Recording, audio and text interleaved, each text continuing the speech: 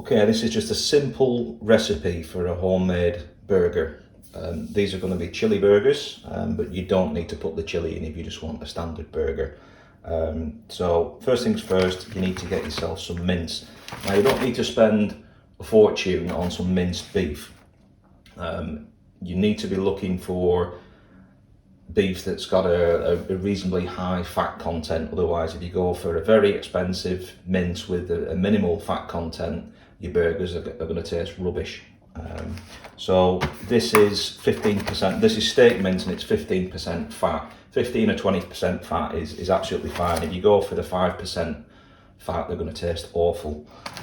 So there's 750 grams there.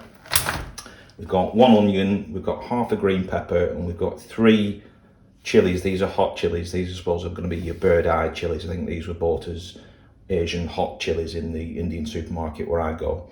De-seeded, and you've got an egg. You can have some salt and pepper as well, but that is it for the basic ingredients.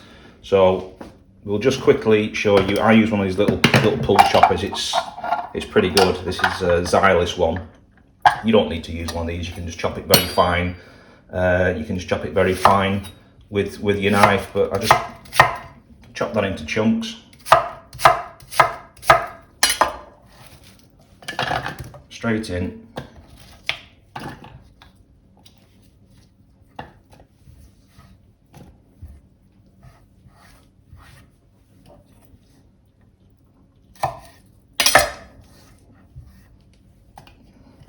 Okay, put the lid on and just simply pull that a few times.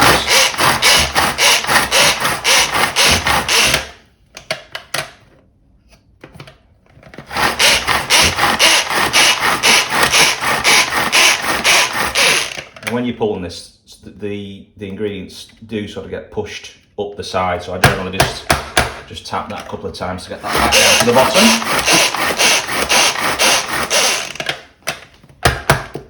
There you go. So that's going to be your onions, green pepper and chili. So we'll go over to the mixing bowl and I'll show you how to put this together. It's fairly straightforward though. Okay, so we've got the mince in the bowl.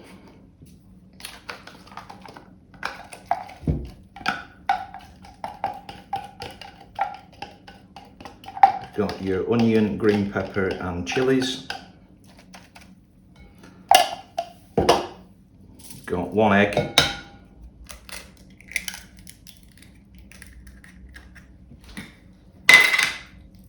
and we've got some freshly milled black pepper. Can't tell you how much is going in there, it's just roughly by eye. Plenty in.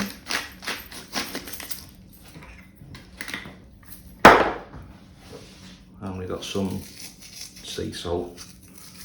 I suppose 2.5 good pinches. And that's it. So it's just a case of mixing this together now. Now you can either use your hands or you can just use a spoon.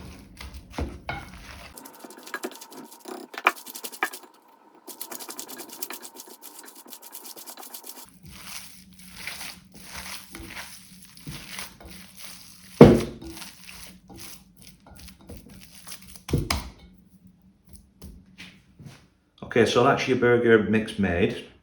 Now you can do one of two things at this stage. You can either shape these into balls by hand and then squash them down into like a burger shape, and they'll be quite a rustic sort of burger. I like to use these little burger presses. They're not expensive and they will obviously last literally forever. And you can buy little wax discs.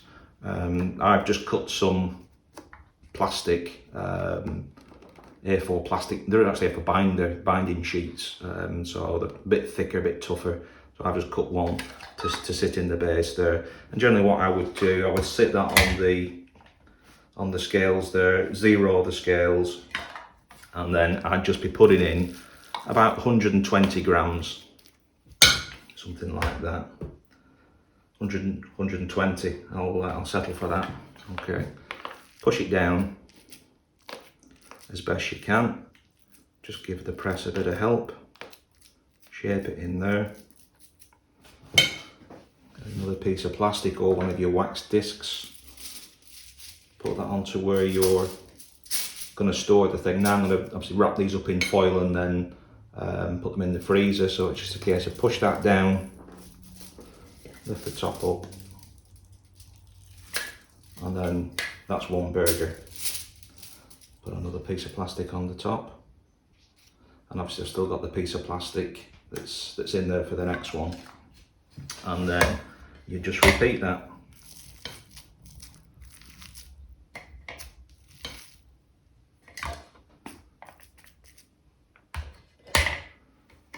A bit more, just a bit too much. You don't have to be too exact with this, but 122.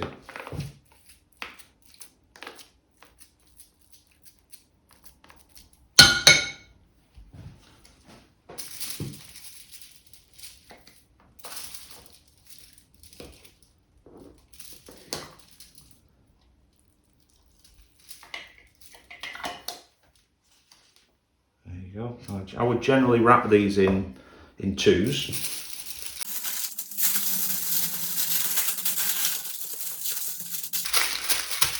Like that, and then straight in the freezer. So that's how I make these.